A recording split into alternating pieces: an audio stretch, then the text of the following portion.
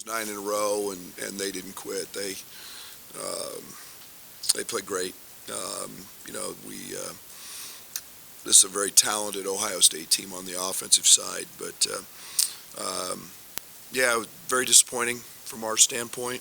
I think it all starts with 23-9 at half on the glass when we're one of the top rebounding teams in the Big Ten, and I think they're 14th on the defensive side, and we have no offensive rebounds, so to speak, and we missed a bunch of shots. We've had 2 of these games now where, liking back to the Indiana game today, we had no life. We had nothing. It didn't matter, and when we get this way, we not only become poor on the defensive side, we don't execute. And we responded a little bit for a short time and got it to 1, and you know, then they end the game with making their last 7. So my hat's off to Chris and his group, but very disappointed with our crew today in terms of the execution and the effort that it took to win a game on the road in the Big Ten. Brad, I mean, you mentioned, no life, maybe against Indiana today, big deficit, in the first half today and Thursday against Northwestern. Is there something that ties those together here in the last week plus where maybe you're getting that? I don't know. I've been, it's our 4th game in 8 days. We had the COVID game thrown in there. I'm not making an excuse. My teams have never done that. So,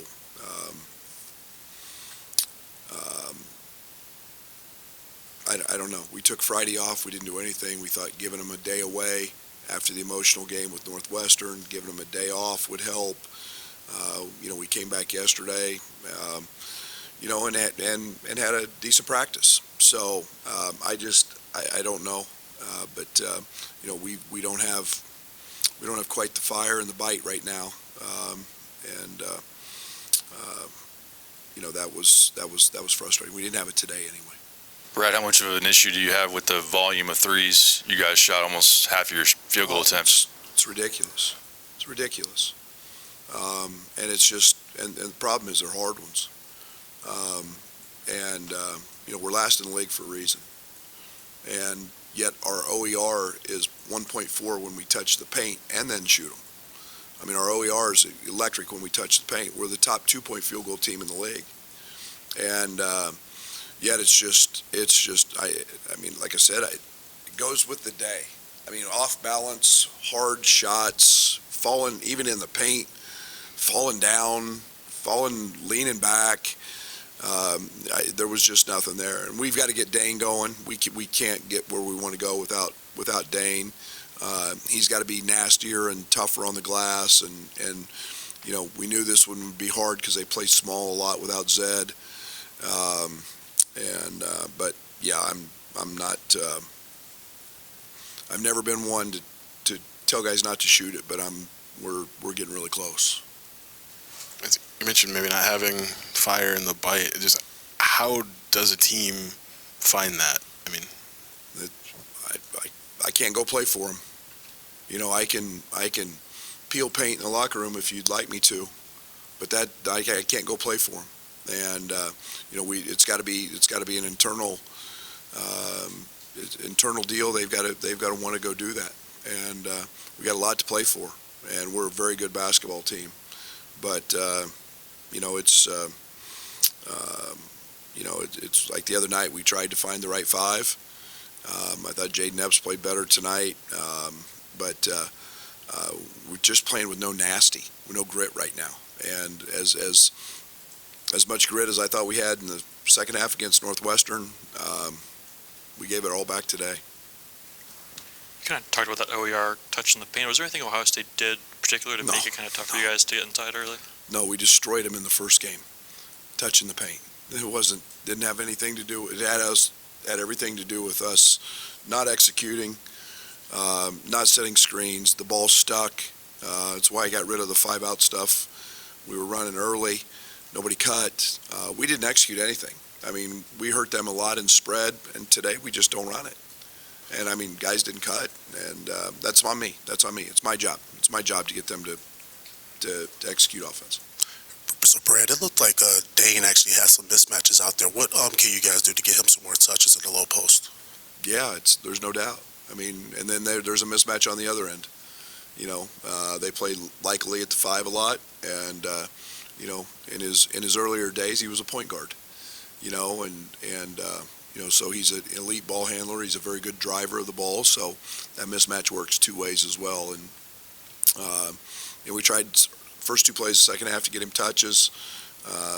You know, he got one blocked and then fumbled one.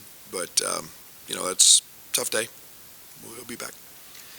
Brad, you know what the league does to freshmen, especially high-level freshmen, as the season goes on. Bruce Thornton was really struggling the last time you guys played. What was it like preparing for him this time compared to last time, and what did you see from him, I guess, compared to the last time? Yeah, I mean, he's got a body that allows him to play in the Big Ten. So, you know, it's a matter of time before, you know, there's the ability to gain some confidence. You know, Bruce is a terrific shooter. We all saw him on the circuit. You know, and he's never going to dazzle you with his speed, you know, or his quickness. But you know, we never put him in harm's way on the other end. And you know, that was something I thought we did a much better job of the first time. But he's just a much more confident player, and you know, everybody knows he can shoot it, and you know, he's picking his spots extremely well. Get Dane going. Jaden's also had a bit of a tough patch here. What are you seeing from him the last couple of games? Yeah, he was better today.